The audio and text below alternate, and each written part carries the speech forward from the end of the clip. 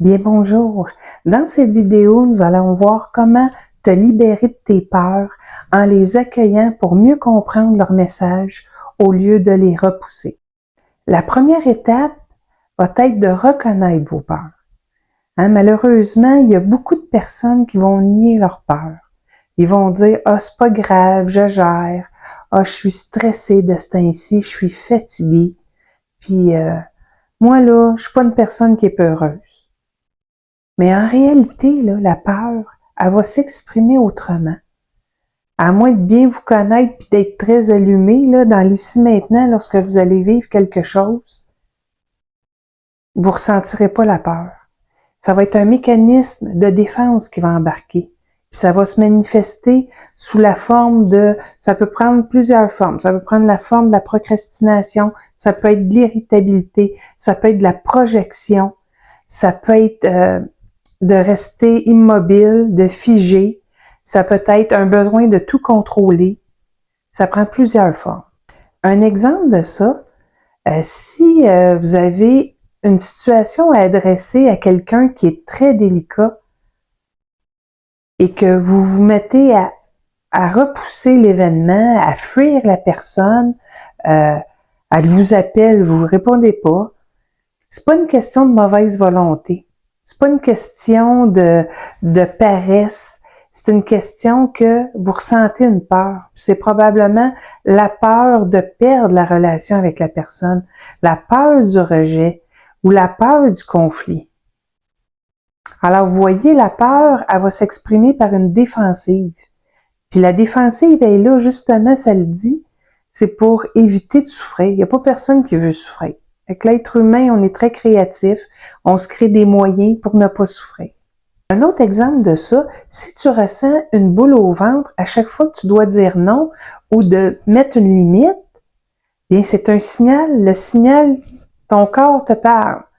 Alors, l'idée, c'est pas de chercher à éteindre ou à ne plus ressentir, mais c'est de l'écouter, ce signal-là.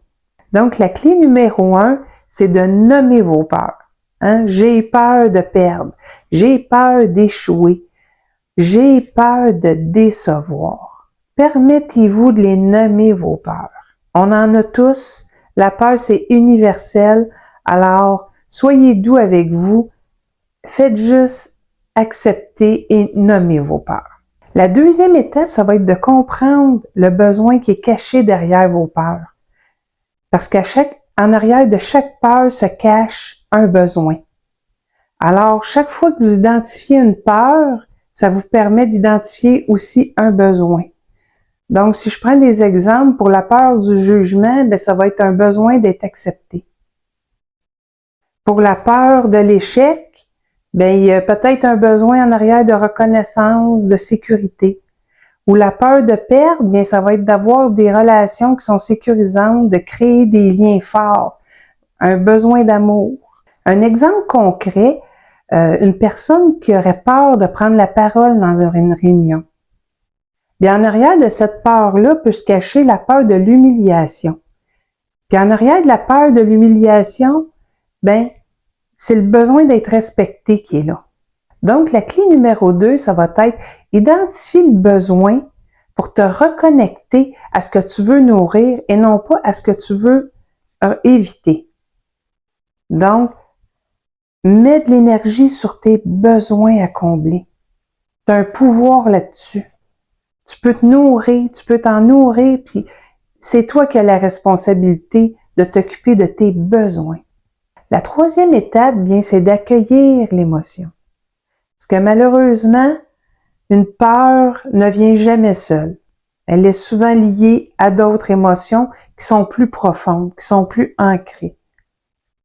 Si je vous donne un exemple, la peur de perdre, bien, ça peut faire monter la tristesse. La peur de l'injustice, ça peut s'exprimer sous forme de colère. Puis la peur d'être jugé, bien, ça peut faire monter un sentiment de honte. C'est important d'accueillir vos émotions.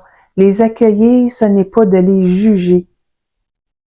C'est pas de juger ce que vous ressentez, mais c'est de donner une place, de donner une voix à ce qui vous habite.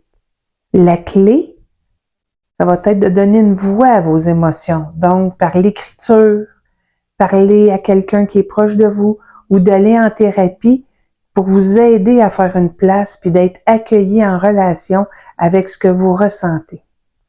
La quatrième étape, ça va être de déconstruire vos croyances. Hein? La peur vient souvent de pensées automatiques. Hein? Si je suis moi-même, je ne serai pas aimé. Hein? Si je fais ça, je vais échouer. Ah, moi, pour être aimé, là, je dois plaire. C'est toutes des idées qui viennent d'expériences du passé, dans l'enfance, des blessures relationnelles, des échecs. Un exemple concret de tout ça, si vous avez de la difficulté à parler en public, ben peut-être que ça vient d'une expérience que vous avez vécue à l'école où en parlant devant la classe, on a ri de vous. Vous vous êtes senti humilié. Et dans votre cerveau, ça l'a créé parler égale danger, égale souffrance. Fait qu'en quelque part, vous êtes resté la petite fille, le petit garçon qui a souffert devant la classe. Mais aujourd'hui, la réalité, c'est que vous êtes un adulte. Vous pouvez reprendre le pouvoir là-dessus. La cinquième étape, ça va être de passer à l'action en douceur.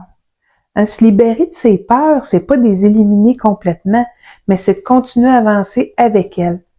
Poursuivre sur notre chemin vers la paix intérieure avec nos peurs en les tenant par la main. Mais la clé, ça va être de faire des petits pas. Hein? D'oser parler devant un groupe, même si votre voix tremble quand vous parlez. Ça va être de passer à l'action, même si vous n'êtes pas sûr du résultat. Ça va être de poser vos limites, même si ça vous fait peur. Hein? Comme par exemple, vous avez une limite à mettre avec quelqu'un de proche de vous, quelqu'un à qui vous tenez beaucoup. Bien, ça pourrait être de commencer justement à vous emmener en disant « J'ai quelque chose à te dire, mais j'ai vraiment peur que ça mette un terme à notre relation. » Mais en disant ça, la personne elle va être vraiment réceptive. Puis lorsque vous allez mettre votre limite, il y a des chances qu'elle vous accueille parce que vous vous êtes fait une place pour l'exprimer. Faire des petits pas, là, c'est surtout ne pas chercher la perfection, mais d'y aller avec ce qui est là. D'accepter un petit pas à la fois. Bien, la sixième étape va peut-être vous demander de vous faire accompagner. Parce qu'il y a certaines peurs qui sont liées à des blessures profondes, puis dans certains cas, c'est important de se faire accompagner. Hein? En thérapie, vous allez pouvoir revenir à l'origine de la peur. Vous allez pouvoir identifier les mécanismes de défense, travailler les besoins qui sont non comblés et apprendre à vous sécuriser avec tout ça intérieurement. Ce chemin-là, là, t'es pas obligé de le faire tout seul. Tu peux te faire accompagner. Alors n'oublie jamais, la peur est un signal. Ce n'est pas une prison. Elle te montre ce qui compte pour toi. Et plus que tu vas l'accueillir, plus que tu vas t'en libérer. Alors, si je reviens sur les 6 étapes, la première, on reconnaît la peur. La deuxième, identifie les besoins qui sont derrière la peur. Accueillir les émotions.